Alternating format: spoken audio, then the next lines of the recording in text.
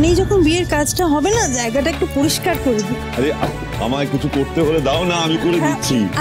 বলছি কি, আমি আমার একটা কথা আছে, সবার সঙ্গেই আছে। আজকে তো একটা বিশেষ দিন, তো কম সংখ্যক হলেও কিছু মানুষজন তো আসবেন, তাদের তো একটা খাওয়ার দাওয়ারের ব্যবস্থা করতে হয়, ভালো মন্দ উচিত তো।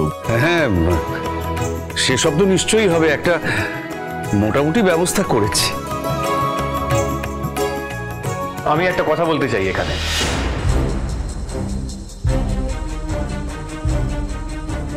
হ্যাঁ বলো। আসলে খোকার কথা টেনেই কথাটা বলছি। আমার কোন কথা?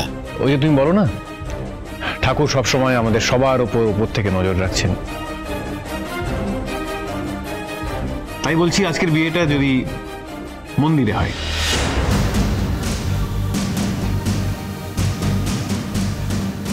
মন্দিরে বিয়ে করতে চাও? এটা কি করে সম্ভব? কেন সম্ভব নয়? কেন? আপনি তো এর আগেও দীপার বিয়ে মন্দিরেই দিয়েছিলেন, নিজে দাঁড়িয়ে থেকে দিয়েছিলেন, তাই না? হ্যাঁ, সে দিয়েছিলাম। তাই এবারেও আমার ইচ্ছে আমাদের বিয়েটা মন্দিরেই হোক, সেখানে ঠাকুরকে সাক্ষী রেখেই আমরা নতুন জীবন শুরু করব।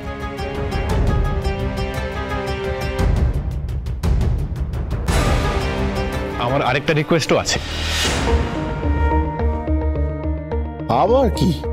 আমাদের বিয়েতে সাক্ষী থাকবেন শুধু ঈশ্বর, আর কেউ না।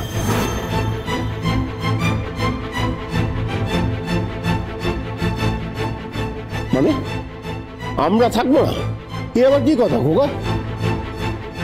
আচ্ছা, এইরকম একটা অনুরোধের মানেটা কি? মানে তুমি ঠিক কি চাইছো বলো তো? বলছো অনুরোধ, কিন্তু কিরকম শর্ত চাপিয়ে দিচ্ছ মনে হচ্ছে।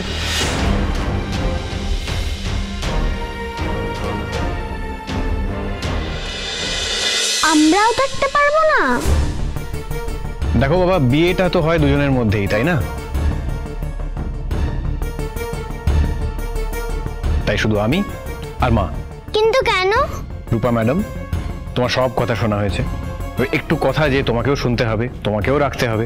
না, কিন্তু রূপা তো তোমাদের বিয়ে দেখতে চায়। হ্যাঁ, দেখবে তো, মন্দিরে তো সবাই যাবে, তাই না? শুধু ভেতরে যখন বিয়েটা হবে তোমরা একটু বাইরে ওয়েট করবে।